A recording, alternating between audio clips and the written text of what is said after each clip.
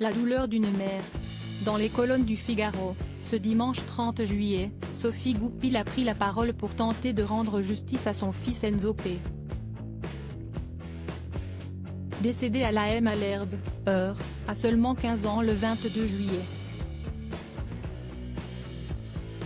L'adolescent a été poignardé par un jeune de son âge au thorax et à la cuisse, sans raison apparente.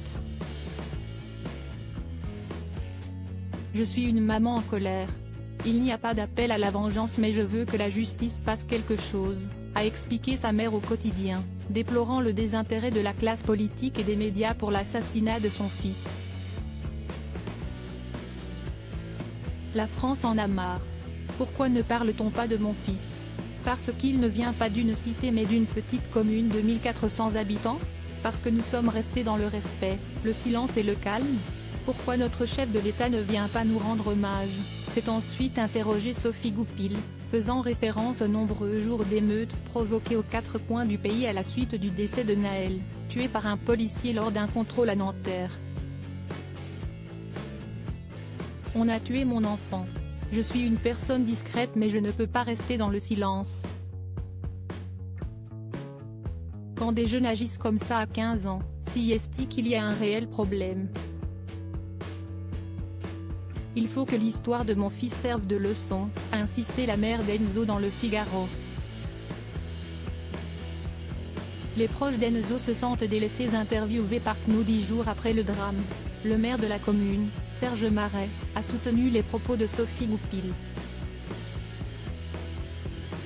On peut dire qu'on est délaissé. Si ça avait été dans une grande ville, on en aurait parlé beaucoup plus. Je sais que la maman aurait voulu du soutien de la part de l'État, ne serait-ce qu'un coup de téléphone, a-t-il affirmé. Le jour du meurtre d'Enzo, l'adolescent, apprenti en maçonnerie, venait de retrouver ses amis au stade de la commune quand deux autres jeunes sont venus perturber leur tranquillité. Pourquoi vous nous regardez de travers? On ne se connaît pas, a lancé Enzo, comme l'ont ensuite rapporté ses proches. Une bagarre aurait alors éclaté. Mon fils n'était pas bagarreur mais il ne se laissait pas faire.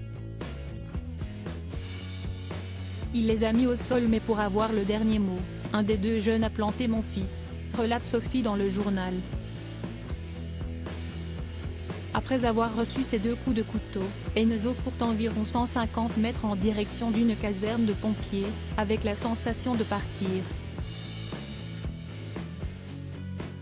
Je ne peux pas partir, il y a maman, ma sœur et ma petite amie, murmure-t-il avant de tomber à terre et de rendre son dernier souffle dans les bras de l'une de ses amies. Inconnu de la justice, l'auteur présumé du meurtre qui avait pris la fuite en voiture sans permis avant d'être interpellé, a été mis en examen pour homicide volontaire et placé en détention dans un centre pour mineurs, rapporte le Figaro. Le tueur de mon fils est actuellement en prison mais l'instruction sera longue. Il y a de grandes chances qu'il ressorte avant son jugement, regrette Sophie Goupil dans son entretien. Une perspective qui glace la mère de famille.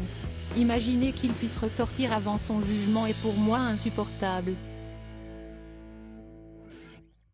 C'est inconcevable qu'il puisse continuer à voir sa famille, ses amis, à faire la fête et à vivre alors qu'il a retiré la vie du mien.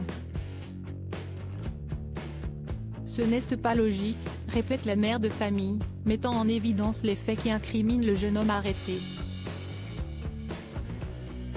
Quand on cible le cœur, on sait très bien que la personne peut mourir. Pour moi, quand tu sors avec un couteau, tu sais que tu vas t'en servir, poursuit-elle. Dévastée, Sophie Goupil souhaite aujourd'hui médiatiser le meurtre de son fils afin qu'une loi concernant la détention des mineurs soit étudiée. Une pétition à destination du garde-sceau, Éric Dupond-Moretti, était mise en ligne il y a quelques jours et déjà récolté près de 27 000 signatures. Crédit photo, capture d'écran CNews.